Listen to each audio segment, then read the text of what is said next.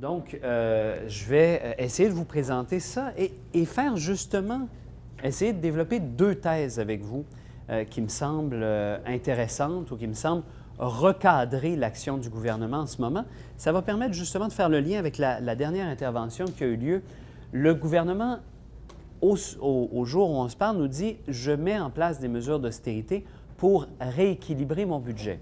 C'est ce qu'on entend, c'est ce que répète sans cesse ce gouvernement. Je vais défendre la thèse que ce n'est pas exact, que le gouvernement ne fait pas d'abord et avant tout ces mesures-là pour rééquilibrer son budget. La deuxième thèse que je vais défendre avec vous, c'est qu'il sera difficile de convaincre par des arguments ce gouvernement de changer d'idée. Alors, ça va être le centre de ma présentation d'aujourd'hui. Donc, si je comprends bien, j'utilise ceci pour... Voilà, extraordinaire.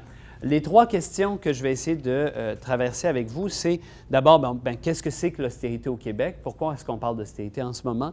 Ensuite, à qui ça profite? Puis, finalement, on va aller vers comment sortir de l'austérité. Je vais essayer de faire vite. J'ai peu de temps devant moi, puis j'ai beaucoup envie qu'on ait un échange sur ces questions-là. Donc, je vais essayer de passer assez rapidement à travers la présentation. N'hésitez pas si je vais trop vite et il y a des choses qui ne sont pas claires ou pas compréhensibles dans ma présentation pour m'arrêter et me poser des questions. Alors, rapidement, pourquoi est-ce qu'on parle d'austérité au Québec? Vous vous rappelez, en 2008, il y a eu une crise financière, une crise économique. Tous les pays du monde se sont retrouvés dans une situation économique difficile avec des budgets qui étaient déficitaires. Le cas du Québec est un peu exceptionnel, c'est-à-dire que la crise de 2008, le graphique qui est derrière moi nous le montre, a moins frappé le Québec que les crises précédentes qui l'avaient frappé.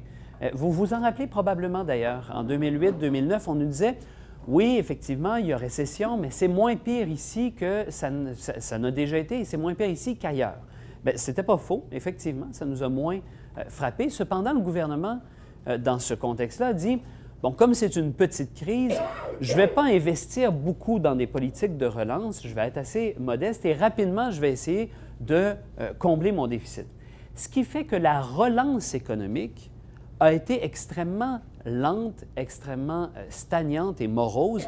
C'est aussi ce que montre ce graphique-ci où on compare, là, en prenant une base 100 du PIB sur les crises de 82, de 91 et de 2009, on voit effectivement que la crise de 2009, la première courbe en haut, n'a vraiment pas fait baisser le PIB beaucoup, mais qu'ensuite la remontée a été particulièrement lente. Et c'est effectivement, on en voit encore les conséquences aujourd'hui. Ça va revenir plus tard dans ma présentation. Donc, au Québec, l'austérité, ça a été de dire on va réduire la croissance des dépenses. Vous voyez ici un graphique qui montre ça. Avant la crise, les dépenses gouvernementales avaient une croissance, elles augmentaient d'à peu près 4,5 à 5,5 par année. Disons, admettons, je fais ça grossièrement. Ensuite, après la crise, on essaye plutôt d'avoir comme objectif de faire croître les dépenses gouvernementales de 2 Et là, vous avez un des arguments centraux du gouvernement. Cet argument est, on n'est pas vraiment en période d'austérité parce que les dépenses, elles continuent de croître. Donc, il n'y a pas de problème. On est des gens rigoureux, on fait les affaires correctement, on ne les fait pas croître trop vite, mais elles croissent quand même. Donc, vous ne pouvez pas dire que c'est une période d'austérité. Ce qui est intéressant de rappeler dans ce contexte-là, c'est que c'est peut-être vrai au sens global, peut-être qu'effectivement, il y a un taux positif de croissance. Notez bien que ce qui est prévu pour 2015-2016 ne dépasse même pas le taux d'inflation. Donc, dire qu'il y a une croissance des dépenses dans le prochain budget, c'est un peu exagéré. Mais bon, passons sur ce détail. Admettons qu'il y a une croissance générale. Ce qu'il faut rappeler, c'est que le ministère de la Santé, notamment en bonne partie à cause des hausses de salaire octroyées aux médecins spécialistes qui ont été négociées, ai-je besoin de le rappeler, par l'actuel ministre de la Santé, eh bien, ces hausses de salaire-là et d'autres facteurs d'accroissement des dépenses, notamment le monde du médicament, font que la santé doit continuer de croître à 4 ou 5 La santé, c'est 40 milliards sur un budget de 90 milliards. Donc, si on a la santé qui croît à 4-5 et que les dépenses globales croissent seulement de 2 qu'est-ce que ça veut dire pour le reste des ministères, vous pensez?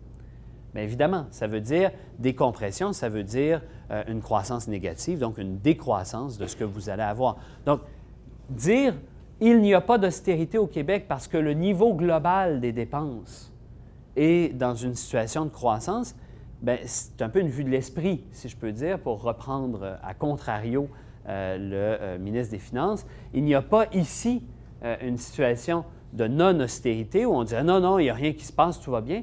Il y a effectivement des coupures et des compressions. On va y revenir, vous en connaissez un bout là-dessus, mais je vais être plus précis dans quelques instants. Donc, qu'est-ce que c'est la croissance au Québec? Ça se traduit d'abord par cette tentative de compresser la croissance des dépenses. Évidemment, ce n'est pas l'austérité en Grèce, ce n'est pas l'austérité au Portugal ou en Espagne. Hein. Pour vous donner des exemples, en Grèce, lors des mesures d'austérité les plus vigoureuses, on a diminué de 20 du jour au lendemain le salaire minimum. Donc ça voudrait dire qu'au Québec, demain matin, par exemple, le salaire minimum passerait à 8 $. C'est sûr que là, c'est des effets assez durs sur la population. Prenez par exemple une autre mesure qui a été appliquée, c'est celle de réduire les prestations offertes aux retraités en ce moment, aux retraités de l'État, de 50 %. Mais là, évidemment, si vous faites, admettons, 1 000 $ de prestations par mois, vous recevez du jour au lendemain 500 $. Bien, vous imaginez le budget que ça change, les gens qui doivent retourner au travail dans des hautes périodes de chômage, bien, ça fait plus de chômeurs encore et vous voyez le genre de situation désastreuse. On n'est évidemment pas là au Québec, donc on peut dire qu'il y a de l'austérité au Québec. Ce n'est toutefois pas la même chose que la Grèce ou le Portugal. Ce n'est pas pour rien d'ailleurs, c'est parce que la situation économique du Québec n'est pas du tout comparable à la Grèce ou au Portugal, contrairement à ce que peut dire parfois notre ministre des Finances. Avançons, on va tout de suite parler de qu'est-ce qu'il fait, le gouvernement. J'aurais pu vous parler du gouvernement précédent, qui n'a pas été timide en matière de mesures d'austérité, hein, je vous le rappelle. Il a, entre autres, fait des compressions dans l'aide sociale, il a indexé les frais de scolarité, il a fait une série de mesures également dans le même esprit. Mais ce gouvernement-ci, celui sur lequel je vais me concentrer aujourd'hui parce qu'on a peu de temps devant nous, mais celui-ci a fait des mesures, en fait, a axé sa politique gouvernementale sur la question de l'austérité. D'ailleurs, ça ne vous étonne pas que je dise ça. De quoi entend-on parler d'autre de la part du gouvernement que le redressement des finances publiques depuis le début de son mandat? Et rappelons-nous, revenons en arrière, revenons au lendemain de l'élection d'avril dernier, le 8 avril, que fait le gouvernement du Québec? Quel est son premier geste? Ce n'est pas de passer une loi ou de faire quelque chose, non, c'est d'appeler deux économistes, hein, M. Montmarquette, M. Godbout, pour demander un rapport sur l'état des finances publiques. Il y a quelque chose à réfléchir là-dessus. Ce gouvernement-là entre en poste. Hein, il est le gouvernement au pouvoir à ce moment-là. Il a accès à ce qui se passe au ministère des Finances, ce qui se passe au Conseil du Trésor, ce qui se passe aux revenus. Il peut tout savoir. S'il veut avoir l'état des finances publiques, là, il y a quelques appels à faire. Il va avoir des rapports assez détaillés de ce qui se passe effectivement. Mais ce n'est pas ça qu'il demande. Il demande à deux personnes externes de faire un rapport sur les finances publiques. Ce n'est pas pour lui qu'il demande ça, là. C'est pour nous. Hein? C'est pour nous dire qu'est-ce qui se passe, pour qu'il y ait des experts externes qui nous disent « voilà ce qui est en train de se passer », parce que, comme vous le savez, les économistes ont bonne presse et ont facilement accès aux médias et peuvent dire « voilà ce qui est en train de se passer ». Or, il choisit évidemment les gens qui sont là. Messieurs Montmarquette et Godbout ont déjà offert une série de rapports à des gouvernements libéraux précédents. Hein? Ils ont participé à une série de rapports. On peut se rappeler par exemple à ceux qui ont mené au budget 2010, qui a mené à ce qu'on a appelé la révolution tarifaire à l'époque. Eh bien, messieurs Godbout et Montmarquette n'ont pas beaucoup changé d'idée depuis. Hein? D'ailleurs, ça ne leur prendra pas beaucoup de temps à écrire leur rapport. Entre le moment où ils sont appelés et le moment de la publication, donc là, vous savez comment ça marche, ces maudites affaires-là, il faut non seulement les écrire, les rapports, mais il faut les faire corriger, il faut les mettre en page, il faut les imprimer, etc. Ils sont appelés au plus tôt le 8 avril, hein, le lendemain de l'élection, mais leur document est publié le 25 avril. Des mauvaises langues diraient, ils savaient ce qu'il allait écrire dedans. Mais bon, évidemment, ça, ce n'est pas mon cas. Prenons le fait qui nous est présenté au sérieux. On nous dit quelle est la conclusion principale de ce rapport et qui va être répétée par la suite ad nauseam dans les médias. C'est évidemment que la situation des finances publiques, elle est catastrophique. Ça, ce n'est pas une grosse surprise. Ils nous disent il y a un trou de 3,7 milliards dans les finances publiques. Alors là, si vous êtes habitué à la mécanique parlementaire québécoise, vous reconnaissez la comédie ou la tragédie, choisissez, en 3 actes assez classiques que nous fournissent les gouvernements québécois depuis des années. Hein, le premier acte, il est classique, vous l'avez déjà tous entendu, on est en train de le finir. Le gouvernement précédent nous a laissé des finances publiques dans un état désastreux. Il faut maintenant combler le trou. Vous vous en rappelez, là, Jean Charest nous a raconté la même histoire, Pauline Marois nous a raconté la même histoire, M. Bouchard nous avait raconté la même histoire. Donc, M. Landreau, il ne pouvait pas parce qu'il était dans le gouvernement précédent, fait que ça ne marchait pas. Mais tout le monde raconte cette histoire-là, c'est le premier acte. On est dans une situation catastrophique, mais nous ferons les mesures nécessaires pour redresser les finances publiques, etc., etc. Le deuxième acte, vous le connaissez aussi, on dit « Grâce à nos mesures vigoureuses, nous avons pu rétablir les finances publiques, mais maintenant, il faut être prudent, il faut maintenir le cap, etc., etc. » Et jusqu'à 6 ou 7 mois des élections, on dit « Grâce aux bonnes actions de notre gouvernement, nous pouvons généreusement maintenant baisser les impôts, et vous allez être content, peuple en liesse, vous pourrez voter pour nous. » Donc, évidemment, qu'est-ce que ça fait quand on baisse les impôts? Ai-je besoin de vous dire que ça prépare le premier acte du gouvernement suivant qui va dire « Mais il y a un trou dans les finances publiques. » Et on recommence. Donc, là, on arrive à cet acte-là où on nous dit 3,2 milliards de dollars de dépenses de trop. J'y reviens dans un instant. C'est le cœur, vous l'avez entendu, hein, ce montant-là. On nous l'a répété ad nauseam. Je fais une simple parenthèse sur le 500 millions de revenus insuffisants par rapport aux prévisions. C'est la première fois que ce gouvernement-là, qui vient d'être élu, nous le disait. Le gouvernement Marceau nous avait, le gouvernement Marois, mais le ministre Marceau nous avait dit nous avons, nous aussi, trop prévu de revenus par rapport à ce qu'on a. Hein, c'était le cas de sa dernière mise à jour avant d'être défait. Et là, maintenant, le gouvernement nous dit la même chose. Par rapport à ce qu'on s'attendait, on n'a pas assez de revenus. Pourquoi? Personne ne nous explique jamais pourquoi le gouvernement fait moins de revenus que ce qu'il pensait. Du côté de l'IRIS, depuis 2 ans, on tient la même thèse. C'est précisément à cause des mesures qu'il met en place que le gouvernement n'a pas assez de revenus. Comme l'industrie privée est très, très, très parcimonieuse sur ses investissements et investit très peu, si le gouvernement continue de faire de même et dit « moi, je commence à réduire mes dépenses », bien, ça a un effet sur la croissance. Et inévitablement, depuis à peu près 5 budgets, le gouvernement se trompe sur ses prévisions et de croissance de l'économie et de croissance de ses revenus. Il surestime toujours ce qui s'en vient parce qu'il postule que des phénomènes externes, la croissance qui revient aux États-Unis, les échanges avec le Canada, etc., vont pouvoir stimuler la croissance. Mais ces phénomènes externes ne se concrétisent jamais complètement et comme lui a le pied sur le frein, eh bien, il ne stimule pas l'économie et on se retrouve dans cette situation anticyclique, si je peux dire, où on est vraiment en train de dire on va mettre des mesures en place pour essayer de contrer la difficile situation économique, mais de l'autre côté, on va réduire nos dépenses.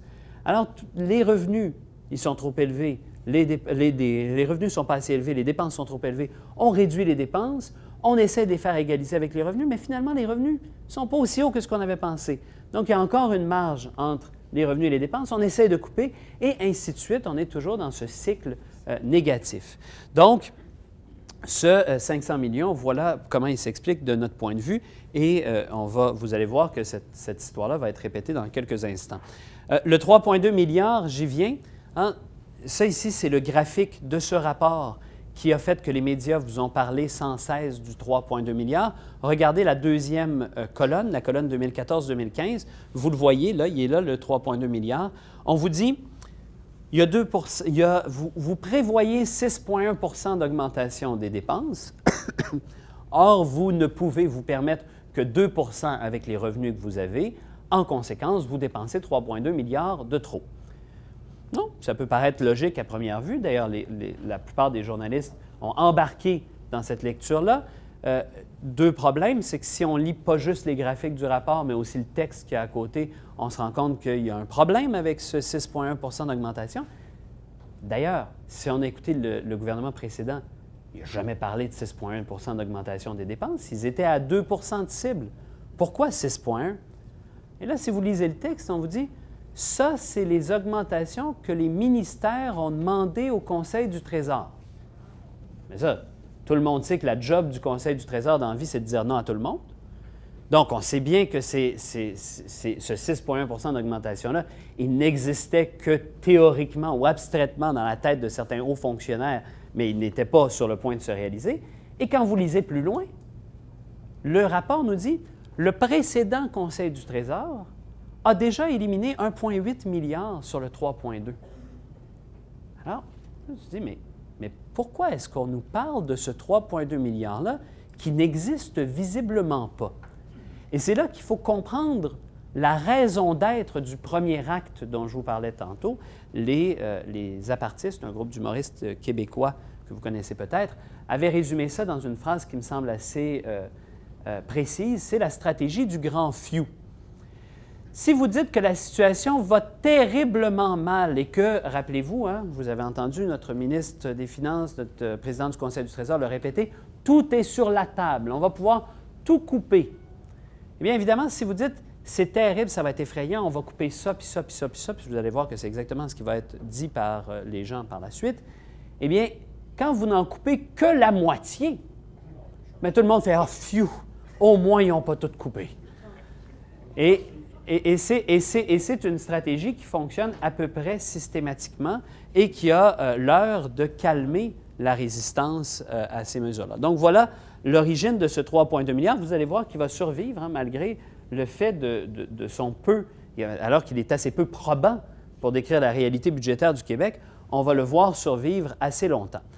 Là, juste un peu après, le ministre Carlos Letang a déposé son budget en juin. Il nous a dit « Je vais faire augmenter les dépenses de seulement 1,8 ». Oh! Ah ben vous êtes bien aimable, monsieur. Merci beaucoup. Il nous a dit « Je vais faire augmenter cette année les dépenses de 1,8 ce qui est extrêmement bas, en fait, ce qui est du jamais vu depuis 15 ans. Donc, très, très, très bas. Mais il nous a dit « Ça, c'est juste le début. L'année prochaine, 2015-2016, l'augmentation des dépenses, ce sera de 0,7 ». Bon, là, il l'a révisé depuis, il les a mis à 0,8 mais qu'importe. C'est sûr que l'inflation ne sera pas de 0,7 C'est sûr que l'inflation va être plus haute que ça. On est à peu près certain de ça, ou elle sera équivalente. Mais qu'importe, il n'y aura pas d'augmentation de dépenses, effectivement. Et rappelez-vous que si, pendant ce temps-là, le ministère de la Santé est beaucoup plus haut que ça, à 3, 4 ou 5 bien, ça veut dire des compressions majeures dans le reste des ministères, et ça, c'est encore à venir. Ça, on ne sait pas exactement comment ça va se quantifier. Donc, je ne sais pas si vous vous rappelez de la chanson, de l'air qui nous était fredonné à ce moment-là. On nous disait « Nous faisons des compressions, mais ça n'affectera pas les services. » Vous vous rappelez de cet air-là? Eh bien, on l'entend moins. C'est une chanson moins populaire dans la radio gouvernementale. Il y a désormais quand même quelques démonstrations que des services ont été affectés. Vous en savez quelque chose. J'en rajoute un peu. Bon, évidemment, ce qu'on a tous entendu, les commissions scolaires, les compressions de 150 millions qui ont réduit l'aide aux devoirs, réduit l'aide alimentaire, ça, ce ne sont pas des services directs à la population. On se demande un peu c'est quoi. Quand on regarde aussi du côté des universités, l'Université de Montréal, l'Université Laval, qui vont être obligées de couper des cours parce qu'elles se sont fait faire une compression de 172 millions, puis un autre 30 millions par la suite. Rappelons-nous juste un petit moment. Je ne sais pas si vous vous rappelez, il y a 2 ans de ça, ce gouvernement-là, ce parti-là, il a tenté d'augmenter les frais de scolarité. Je ne sais pas si vous avez un souvenir de ce moment-là, il y a 2 ans. Donc, lors de cette tentative-là, quelle était la raison pour laquelle on voulait augmenter les frais de scolarité? C'était le sous-financement des universités. On nous disait les universités manquent cruellement d'argent, ça nuit à la compétitivité du Québec, à la valeur de leur diplôme, bon, tout ça. Donc, on va aller chercher combien d'argent? 260 millions dans les poches des étudiants et étudiantes. Et c'est tellement important d'aller chercher cet argent-là que le gouvernement a maintenu une crise sociale pendant à peu près 6 mois. Quelques années plus tard, à peine 2 ans plus tard, le même parti va couper 200 millions dans les universités. Et ici, je pense qu'on a à apprendre de ça. C'est-à-dire que le discours qui disait « il y a un sous-financement universitaire », discours que l'IRIS a contesté dès le début en disant qu'il n'y a pas de sous-financement universitaire au Québec, thèse que nous maintenons maintenant, mais c'est sûr que s'il continue à couper, là, il va en avoir un. Mais il n'y a pas de... donc, on nous disait il y a un sous-financement au Québec et on n'a pas le choix d'agir. C'est le même discours que celui que vous entendez actuellement à propos du déficit. Et ce discours-là, il n'est que par avant. Ce n'était pas l'objectif de la hausse des frais de scolarité, comme je pense que ce n'est pas l'objectif aujourd'hui de retrouver l'équilibre budgétaire. Ça peut en être un. Hein? Ils ne seront pas mécontents s'ils retrouvent l'équilibre budgétaire. Ils ne sont pas fâchés de ça. Mais ce n'est pas l'objectif principal. Et si vous écoutez Martin Coiteux, vous parlez de ce qu'il est en train de faire avec l'État québécois, il va vous dire, oui, bien sûr, on souhaite l'équilibre budgétaire, mais ce qu'on veut d'abord et avant tout, c'est transformer l'État québécois. C'est faire un État québécois du 21e siècle. Hein? C'est de ça dont il est question. Mais qu'est-ce que l'État québécois du 21e siècle dans leur tête? C'est un État qui, de plus en plus, prend les habitudes du marché, hein? Se colle à des façons de faire de l'entreprise privée. Regardez ce qui s'est passé par ce gouvernement-là dans l'application de la méthode Lean dans le secteur de la santé. Là, on dit, on va faire fonctionner le secteur de la santé exactement comme des entreprises privées où on va minuter chaque opération, on va essayer de trouver les coûts de chaque geste qui est posé. Peu importe ce que ça nous coûte de faire ce processus-là, on pense que c'est meilleur en soi de fonctionner comme une entreprise privée. Ce n'est pas tellement pour faire des économies, c'est parce que c'est ce qu'il faut faire dans la vie, c'est comme ça qu'on gère bien. Et vous pourriez prendre la même chose avec l'assurance qualité au cégep, dans les universités. Vous pourriez avoir la même chose dans la mise en place de structures de gouvernance dans les organisations communautaires, chose sur laquelle on a fait une étude assez révélatrice, me semble-t-il. Donc, il y a énormément de mesures. Et ça, c'est ça le programme politique de ce gouvernement-là. Le déficit zéro est bien davantage une excuse qu'un objectif réel. Je continue, là, je m'emporte, mais passons. Je pourrais vous donner plein d'autres exemples de coupures. Je vous en donne deux qui, à première vue, me semblent particulièrement odieuses. Quand on a un tout petit programme au Québec de 28 millions de dollars qui permet aux personnes handicapées de rénover leur logement. Hein? Il me semble que quand on va prendre un logement, quand on loue quelque part ou on achète une maison, pouvoir y pénétrer, par exemple, c'est un luxe dont on veut difficilement se priver. Eh bien, il y a des gens pour qui il y a besoin de faire des rénovations parce qu'ils sont en fauteuil roulant, par exemple. Et en ce moment, avoir accès à ce programme-là, ça prend 2 ans. Le gouvernement a jugé que c'était peut-être trop rapide, a donc pensé qu'on pouvait couper 19 millions sur ces 28. Alors, ici, vous êtes vraiment dans l'économie de bout de chandelle. Là, hein? Je vous rappelle que ce gouvernement-là a un budget de 90 milliards de dollars et il se dit, bien, là, les personnes handicapées vont attendre un peu plus longtemps. Un autre exemple, peut-être, on va parler davantage du milieu rural, justement. On le sait, dans la pauvreté en milieu rural, contrairement au milieu urbain, les gens qui sont pauvres sont rarement dans des logements locatifs parce que les parcs locatifs existent à peu près pas. Hein, il n'y a pas beaucoup de logements locatifs disponibles. Donc, les gens ont une maison. Ça ne veut pas dire qu'ils sont riches, hein, contrairement en ville où c'est très difficile d'avoir accès à une maison, mais ont une maison, mais n'ont pas toujours l'argent pour l'entretenir quand il y a des réparations majeures à faire, hein, que ce soit la toiture, les fondations, bon, ce genre de choses-là. Ils n'ont pas nécessairement l'argent disponible. Il y a un tout petit programme, encore plus petit que celui dont je viens de vous parler, 16 millions de dollars, qui s'appelle Réno Village, un truc minuscule qui offre des tout petites subventions pour appuyer des propriétaires qui n'ont pas beaucoup d'argent. On a décidé d'en couper la moitié. Et là, rappelez-vous, tout ça se fait en même temps que le gouvernement nous dit il n'y aura pas d'effet sur la population, il n'y aura pas d'effet sur les services.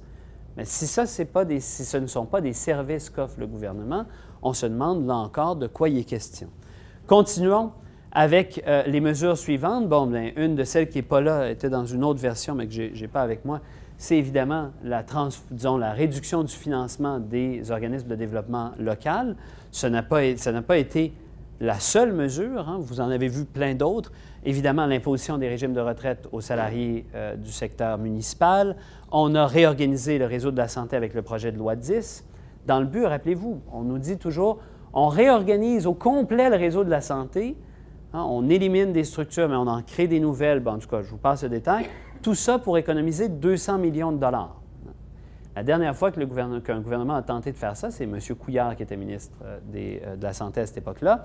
Il nous a dit, je vais faire une grande réforme de la santé et on va pouvoir éliminer des bureaucrates. Hein, ça va nous permettre d'économiser parce qu'il y aura moins de cadres. Bien, on a publié une étude il n'y a même pas un an maintenant qui montre qu'en fait, de 2003, la dernière réforme, à aujourd'hui, le nombre de cadres dans la santé par rapport au nombre des autres employés a augmenté. Alors, vous voyez, quand c'est les grandes réformes de structure qui coûtent souvent très cher sur le coût, hein, parce qu'il faut réaffecter des gens, déplacer des affaires, fermer des organisations, en ouvrir d'autres, changer tous les logos, toutes ces affaires-là. Bon, tout ça, ça coûte très cher au début. Et ensuite, on se dit, oui, mais ça va nous permettre d'économiser éventuellement. Bien, en fait, on se rend compte qu'on n'économise pas tant que ça et que le 200 millions, il va être très, très difficile à trouver. En fait, j'ai bien hâte de voir comment ils vont nous montrer qu'ils ont économisé 200 millions. Donc, ensuite, évidemment, le changement à la tarification des services de garde, je n'ai pas besoin de vous faire un dessin, je pense qu'on en a beaucoup parlé dans les médias, donc un service de garde modulé. Mais tout ça se passait, ça c'est des vraies décisions, mais tout ça se passait dans un magma où on lançait des ballons d'essai sur une série de possibilités. Rappelez-vous, on nous a dit on va modifier le régime québécois d'assurance parentale pour le faire passer de 12 mois à 10 mois. On nous a dit on va modifier l'aide sociale sur la considération des actifs, des gens qui sont là. On va essayer de revoir ça pour économiser. On nous a parlé des conservatoires de musique en région. Vous vous rappelez peut-être de ça aussi. Ça a fait long feu. Et donc, une série d'autres mesures qui ont parcouru l'espace public et que le gouvernement lançait, en fait, tout simplement dans une stratégie de relations publiques. On n'est plus du tout dans une stratégie de politique publique. Là. On est tout simplement à dire, OK, ça, aimez-vous ça? Ah non, ça, vous êtes trop fâché ou qu'on ne le fera pas. Puis bon, ça ici, ça va dessus, etc. Donc, on est vraiment dans un gouvernement qui fonctionne non pas à peu près au sondage ou à l'évaluation de l'opinion publique. Continuons. Vous avez Mme Robillard qui est venue ensuite nous déposer son rapport. Mme Robillard, vous savez, on est dans une période d'austérité, alors il était nécessaire de nommer une personne à une commission permanente de révision des programmes, de la salarier de 300 000 par année et de faire de même avec une équipe d'experts qui, par ailleurs, avaient des salaires universitaires. Passons.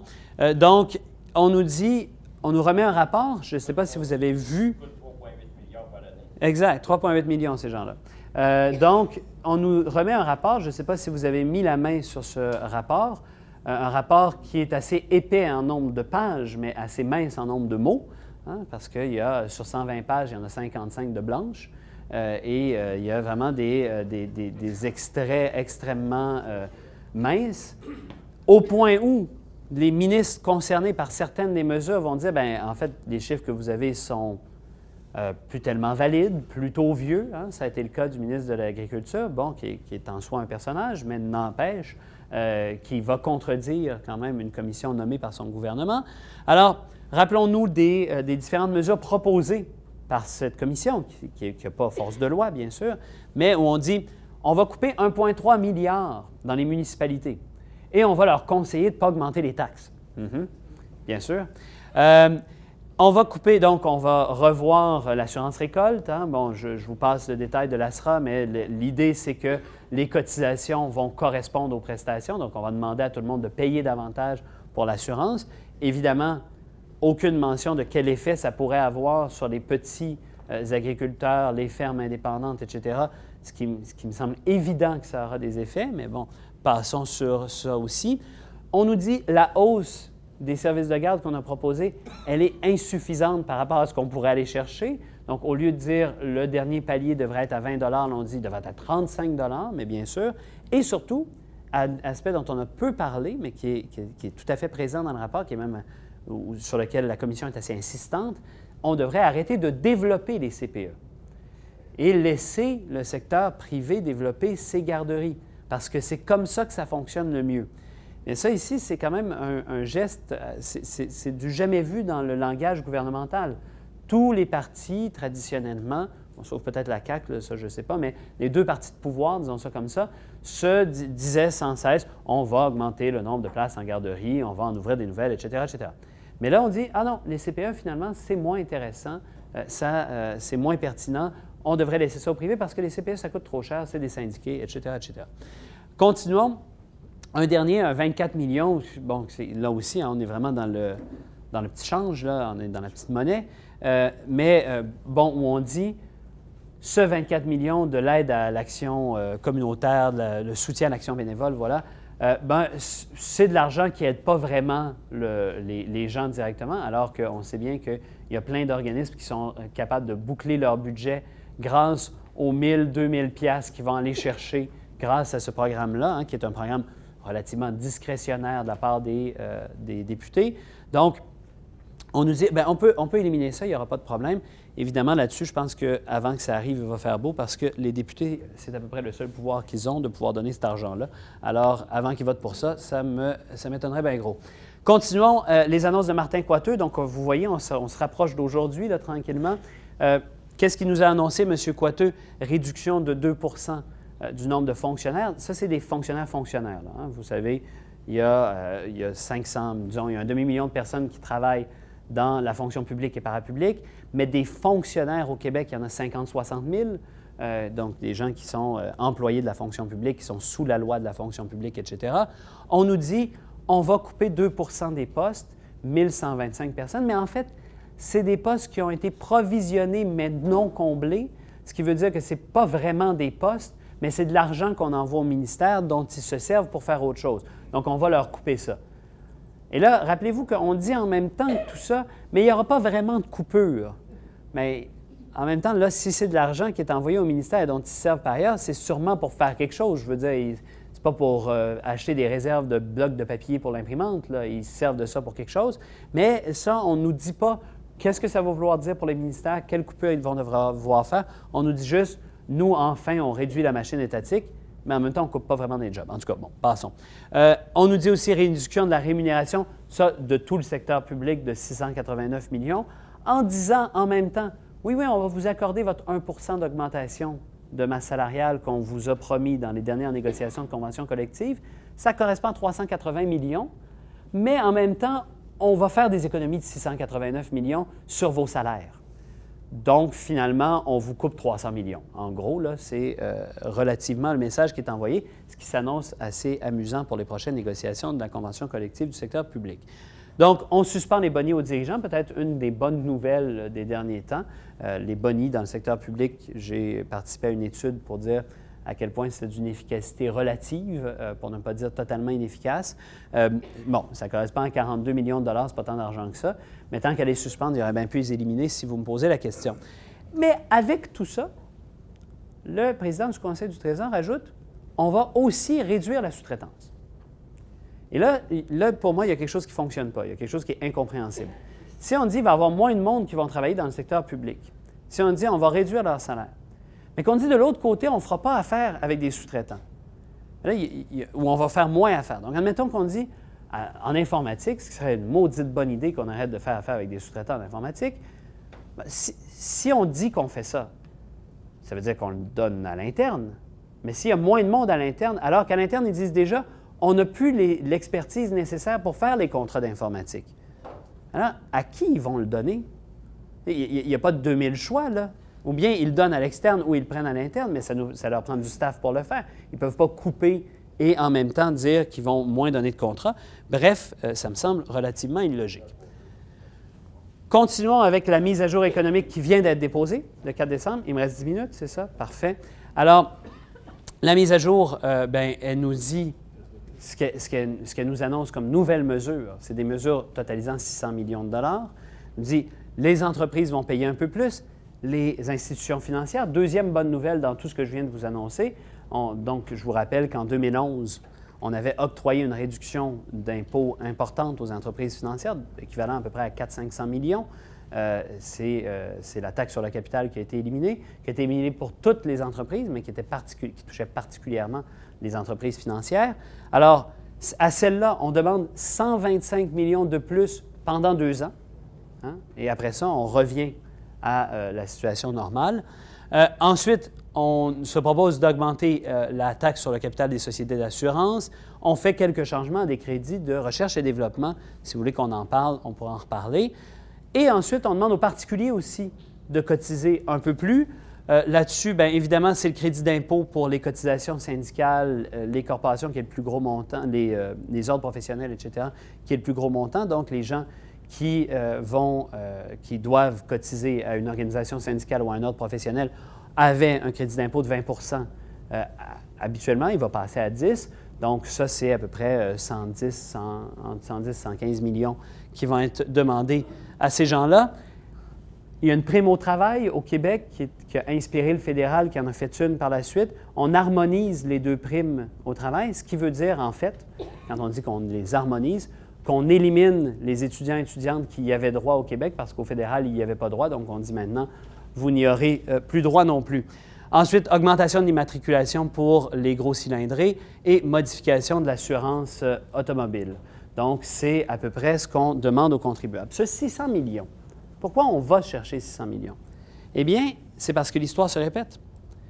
On nous a annoncé du même souffle, mais très, très, très discrètement. Si vous avez écouté le ministre Létang en conférence de presse, il nous l'a dit, je pense que ça a duré une demi-seconde, c'était une incise dans une phrase. Il faut aussi admettre que les revenus ne sont pas à la hauteur à laquelle on s'attendait. Quelle est donc cette différence entre les revenus prévus et les revenus obtenus? Elle est de 650 millions de dollars. Donc, effectivement, l'argent qu'on va chercher en ce moment, ça correspond aux prévisions qu'on n'a pas été capable de tenir. Pourquoi? Parce que la croissance économique n'est pas au rendez-vous. Pourquoi? Parce que le gouvernement continue de sabrer dans ses dépenses, ne stimule pas l'économie et que l'entreprise privée continue d'être extrêmement timide en matière d'investissement en ce moment, ce qui contribue à faire cette stagnation. Et là, on est vraiment rendu là, dans la politique fiction, en fait dans la science-fiction économique. On nous dit non seulement qu'il y avait 3,2 milliards qu'on a réussi à économiser cette année, mais on nous dit que l'an prochain, si on n'avait rien fait, on aurait eu un déficit de 7 milliards de dollars.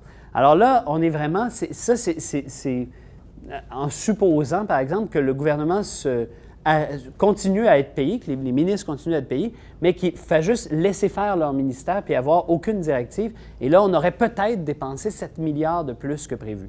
Mais c'est évidemment en comptant que le gouvernement ne fait rien habituellement, ce qui n'est évidemment pas le cas. Hein? Le déficit prévu en 2015-2016 par le gouvernement précédent était exactement du même montant que celui qu'il y aura, c'est-à-dire aucun.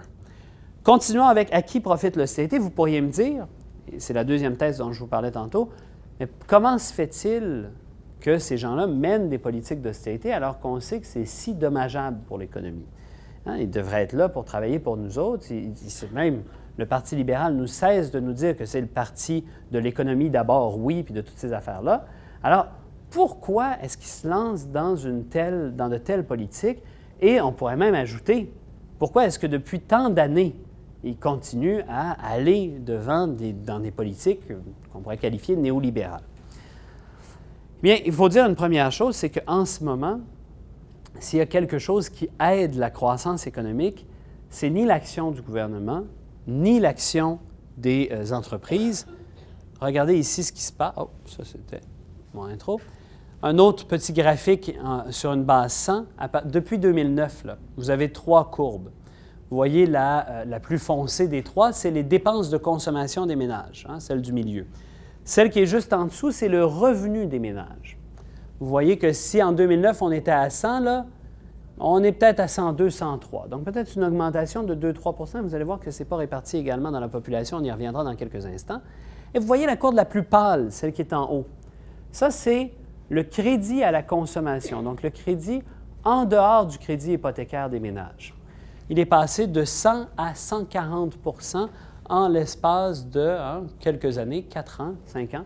Alors, vous avez là la raison. Vous voulez voir le moteur de la croissance au Québec en ce moment, vous le voyez au tableau, c'est le crédit à la consommation des ménages. C'est l'endettement des ménages qui supporte la croissance économique. Ce n'est pas l'action gouvernementale, ce n'est pas l'action des entreprises.